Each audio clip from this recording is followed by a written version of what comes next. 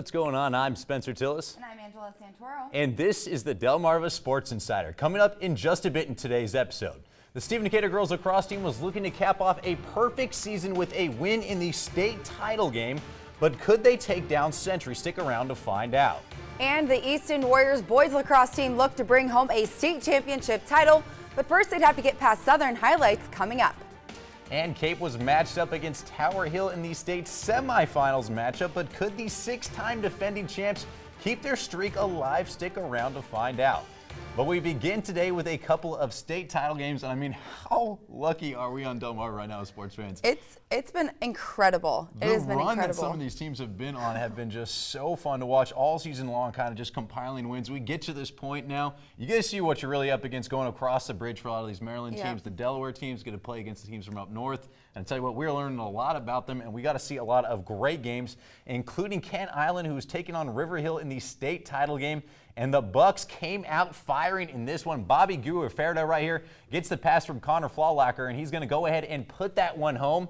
But back come the Hawks. It's going to be Jimmy McKenney right here. Rifles that one in from 12 yards out to tie this thing up at 2 goals apiece. But it was all Bucks from there. They're going to go ahead and get another loose ball right there in front of the net. Gio Ferreira is going to go ahead and scoop it up and put it in. He had 5 goals in this one. Kent Island starting to fill it now. Flowlacker takes the pass, cutting through the crease. He'll put that one home. Second half, Zach Goodrich, the player of the year in the North, gets the unassisted goal right there. And then Messersmith's going to go ahead and put this thing away. Check out this one right here, the behind the back goal. That was gorgeous. One more look at it. Perfect in stride, beats the keeper. That is about as pretty as you can get. The Bucks set a state record with 20 goals in a championship game as they roll in that one 20-7 the final. I've been playing with these kids since I was young, so we have really good chemistry, and it feels really good to win with my boys. Yeah, our fans were really nice. They came out, supported. Long drive, but they came out, it really helped us out. I tell you what, I don't know if they needed much help from the fans. That team was stacked. All year long, it felt like they were the team to beat, and I mean, they proved it back-to-back state titles now. And you can't say enough about the job that some of those seniors did. I mean, starting with Zach Goodrich, that man, he is unreal. He's playing in college for a reason. I mean, just got named the Bayside North Player of the Year for good reason. From the start of the season, these guys were saying that it was state championship or bust for them. They proved it in a big way right there. And they left a little doubt. I mean, they didn't go in there and win a 11-9 type game. I mean, they smashed a really good team in River that deserved to be there. Yeah. And I tell you what, that was an impressive job they had right there. 20 goals in a championship game at all. It's silly. That's crazy. That's absolutely crazy. We're going to go to another championship game. The Easton boys lacrosse team pushed through the state tournament bracket with ease. But in order to be crowned the state champs, the Warriors would have to get past Southern, a team from the other side of the bridge who's definitely given them some problems in the past. Now the Bulldogs would come out ready to play in this one. Shane McKenzie puts this one away with a nice sidearm finish. Southern continued to rally. Troy Smith would be up next. He helped Southern open up the game, taking an early 3-0 lead. It took some time, but Easton did wake up and decided it was time to win a state title. Sam Phillips splits 2 defenders and gets the nice top shelf finish there. A few minutes later, Phillips finds the back of the net again. Look at that finish there. This time he'd put it away far post. The Warriors are now back within 1 at half. Second half here, the Warriors picked up right where they left off. This time it's all Brad Lill doing big things on the field. This one's from way out, and Easton takes the lead. Lill, though, he was not done just quite yet. He comes up with a loose ball and fires it in.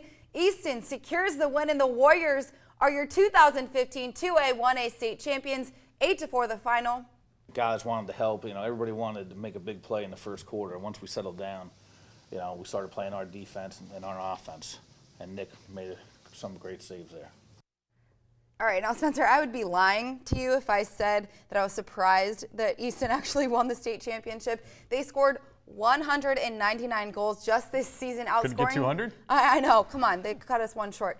They outscored their opponents in the state tournament, though, 67-27. Now, they were a bit slow coming out in that one, but it did not take long before they kind of got their legs underneath them. Head coach Dennis Keenan there has done a phenomenal job with them time and time again. This is a great group of guys.